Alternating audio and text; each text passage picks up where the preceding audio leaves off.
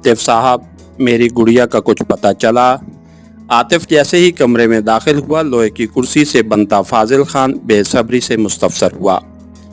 गो उसकी हालत काफ़ी नागुफ्तबे थी कि आतिफ ने अपने आदमियों को उसकी अच्छी खातिरदारी का हुक्म दिया था, मगर इस हालत में भी उसे अपनी बेटी का ही ख्याल था। तुम्हारे लिए एक अच्छी खबर ये है कि वो बिल्कुल खैरियत के साथ है और तुम्हारे दोस्त डेवी पार्टी भी गिरफ्तार हो गए हैं। आतिफ उसके सामने पड़ी लकड़ी की कुर्सी संभालते हुए इत्मीनान से बोला। मगर कैसे? और गुड़िया कहाँ है? इस्माइल शाह के पास। इस्माइल शाह? फाजिल खान के मुंह में जैसे किसी ने कुनैन की गोली डाल दी हो। हाँ भाई, उसी ने तो तेरी बेटी को रिहा कराया है, और अगर उसे चंद मिनट की भी देर हो जाती तो शायद तुम किसी को मुंह दिखाने के काबिल भी न रहते। वो खबीस छोटी के कपड़े फाड़ चुके थे, मैं उनको जिंदा दरगोर कर दूंगा। फाजिल खान का चेहरा गुस्से की शिद्दत से स्याह हो गया था। कोई फायदा नहीं, इस्माइल ये काम कर चुका है।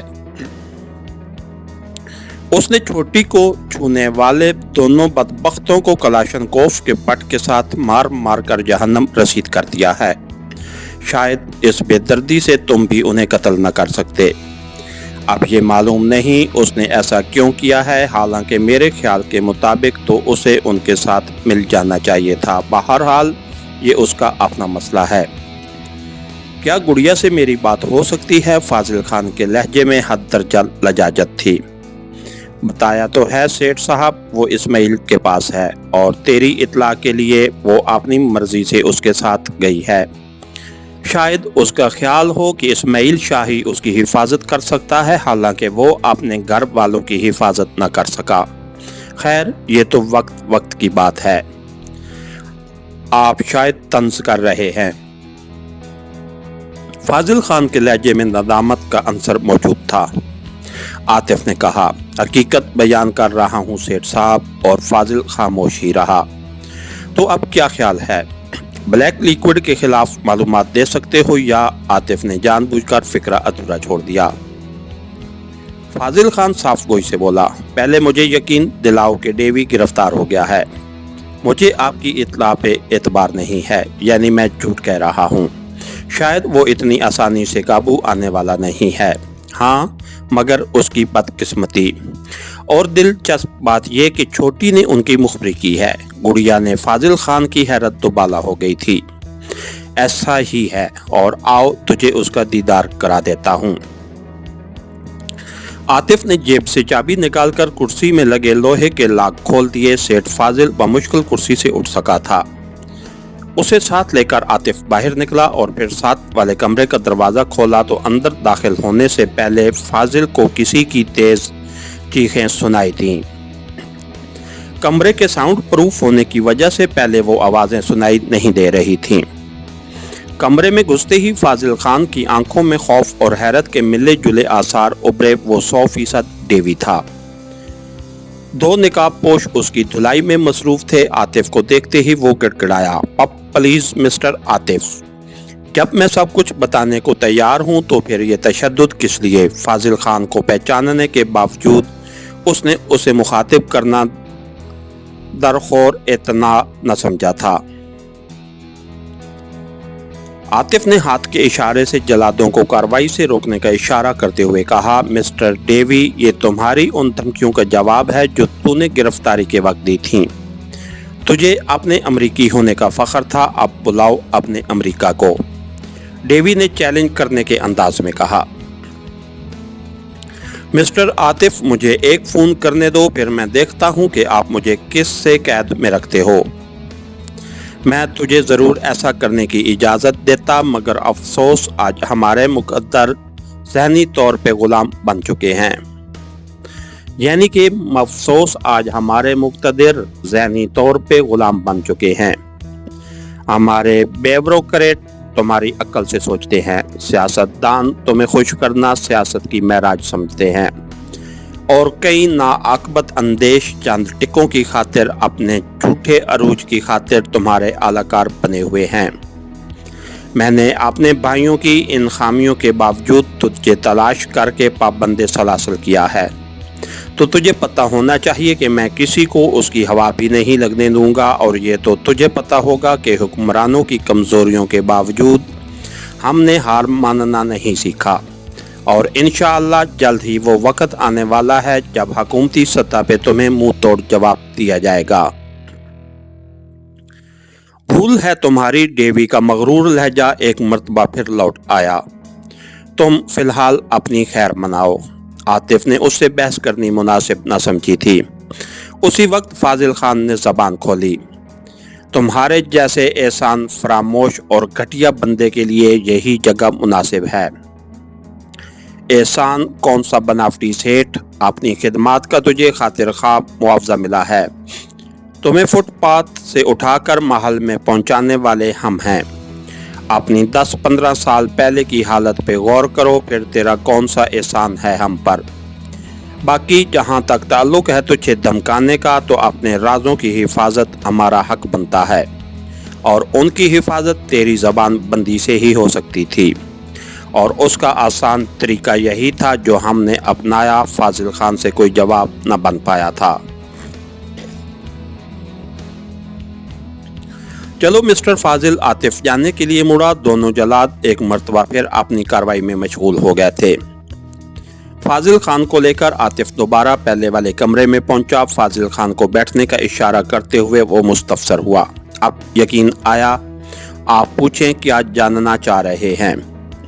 کراچی میں تیرے علاوہ بلیک لیکوڈ کا کوئی پاکستانی ایجنٹ موجود ہے؟ عاطف نے براہ راست سوال و جواب شروع کر دیا تھا۔ اگر ہے بھی تو میں اسے نہیں جانتا۔ دوسرے شہروں کے کتنے ایجنٹوں سے واقف ہو؟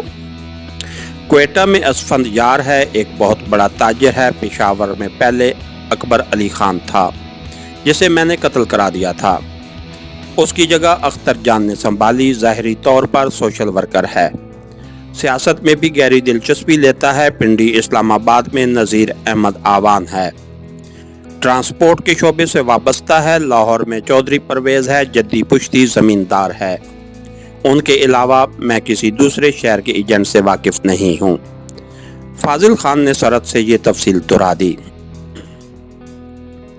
یہ اکبر علی وہی بزنس مین ہے نا جس کا قتل قریباً 2 سال پہلے ہوا تھا؟ دور مار رائفل سے اسے نشانہ بنایا گیا اور دونوں قاتل پکڑے گئے تھے۔ اس زمن میں اس کے کسی حریف بزنس مین کا نام لیا جاتا رہا؟ جی، فاضل نے مختصراً کہا۔ اسے قتل کرانے کی وجہ؟ جواباً فاضل خان نے ساری کہانی تفصیل سے سنا دی۔ کتنے سال سے بلیک لیکوڈ کے لیے کام کر رہے ہو؟ قریباً 15-16 سال ہونے کو ہیں۔ اپنے کارنامے اگر دہرانا پسند کرو۔ عاطف کے لہجے میں طنز کا اثر نمایاں تھا۔ اس مرتبہ بھی فاضل خان نے بغیر کچھ چھپائے تفصیل سے اپنے کرتوت بیان کر دیے۔ عاطف نے کہا، تو گویا انسپیکٹر دلشاد پہ حملہ کرانے والے تم تھے؟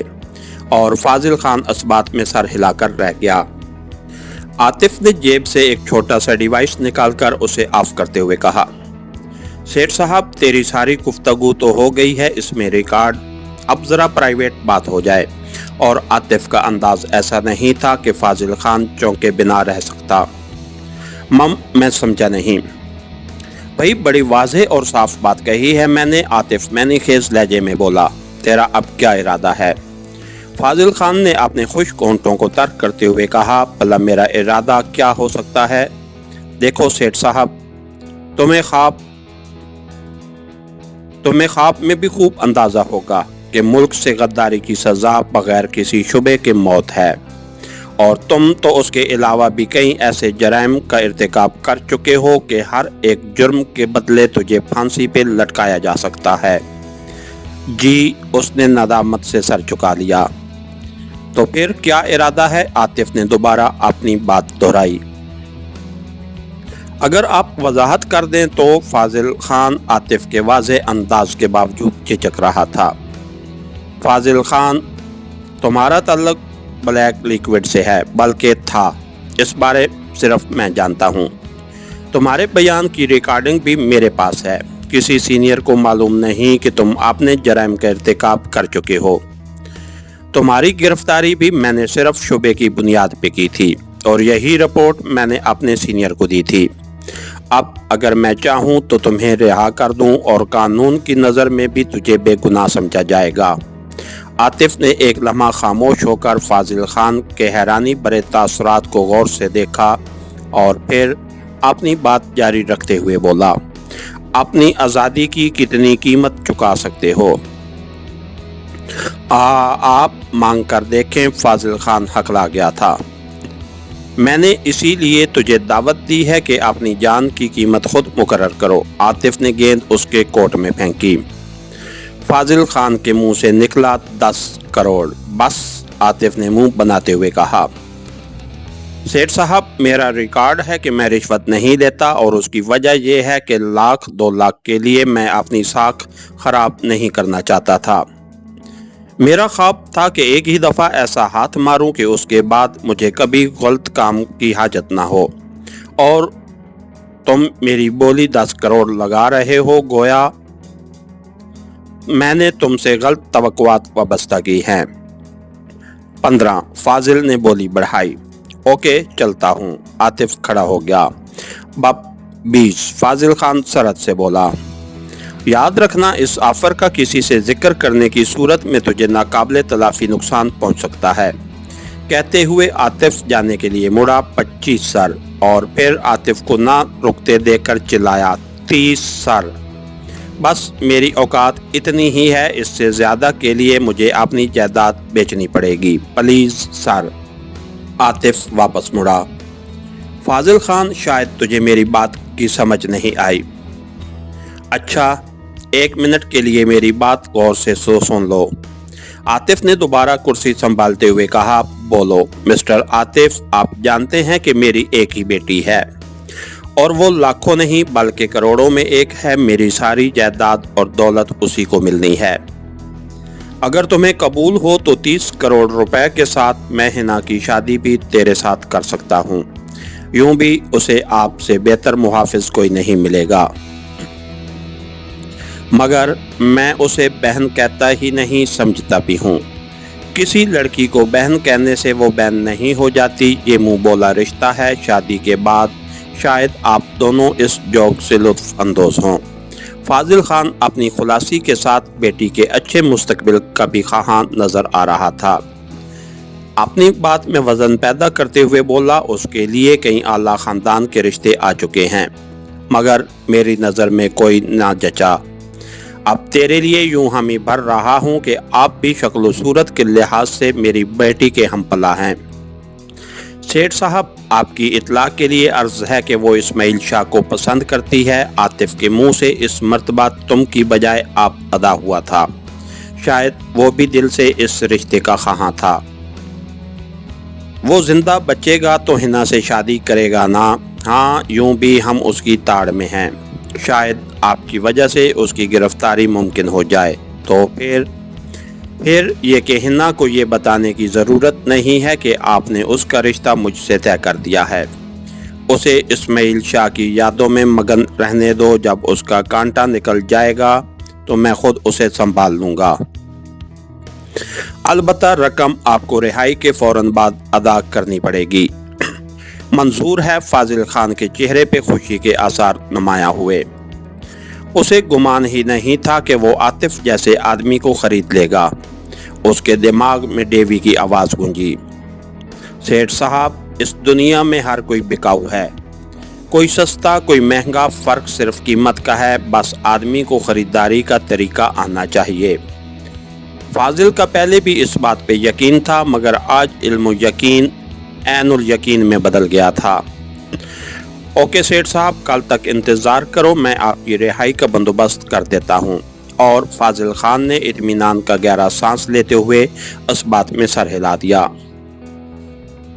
उसे लगा वो मौत के मुंह से वापस लौट आया है। अब उसे सिर्फ ब्लैक लिक्विड की जानिब से खतरा था, मगर उसे यकीन था कि वो उनके बड़ों से रब्ता करके इन गलत फहमियों को दूर कर सकता था जो उसकी गिरफ्तारी की वजह से पैदा हुई थी।